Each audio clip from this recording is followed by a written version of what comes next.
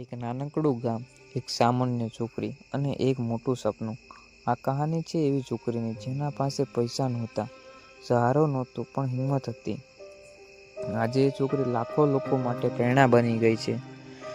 ગુજરાતના એક નાનકડા ગામમાં રહેતી હતી રીતિ. એનું ઘર કાચું હતું, વરસાદ આવે તો છતમાંથી પાણી ટપકતું. ઘણા દિવસે એના ઘરે પૂરતું ભોજન પણ ન હતું. પિતા મજૂરી કરતા દિવસભર મહેનત છતાં આવક ઓછી. માતા ઘર સંભાળે અને બીજાના ઘરે કામ કરે. રિદ્ધિને ભણવાનું ખૂબ ગમતું. શાળાએ જવું એના માટે ખુશી જેવું હતું. પણ ગામના લોકો કહેતા, છોકરીને એટલું ભણાવીને શું કરવું?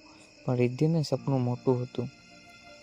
એ દરરોજ પોતાને કહેતી, હું એક દિવસ મોટું કરી બતાવીશ.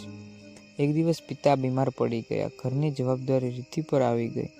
એ નાના કામ કરવા લાગી. દિવસે કામ, રાતે અભ્યાસ. લાઇટ ન હોય ત્યારે દીવાના પ્રકાશમાં ભણતી. ઘણા વખત એ થાકી જતી, ક્યારેક રડી પણ પડતી, પણ ક્યારે હાર ન માની. એક દિવસ શાળામાં જાહેરાત આવી, મેળવવાની સહાય માટે પરીક્ષા. રિદ્ધિએ પૂરી મહેનતથી તૈયારી કરી.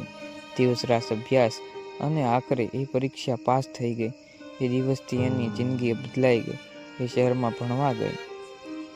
શહેરમાં બધું નવું હતું, ભાષા અલગ, માહોલ અલગ. રિદ્ધિએ હિંમત ન હારી. એ વધુ મહેનત કરતી ગઈ. પુસ્તકાલયમાં કલાકો સુધી અભ્યાસ. ઘણા વર્ષોની મહેનત પછી એ મોટી સરકારી પરીક્ષા પાસ કરી ગઈ. આજે એક અધિકારી છે. જે લોકો કહેતા હતા, તું નથી કરી શકતી, એ જ લોકો આજે એની વખાણ કરે છે.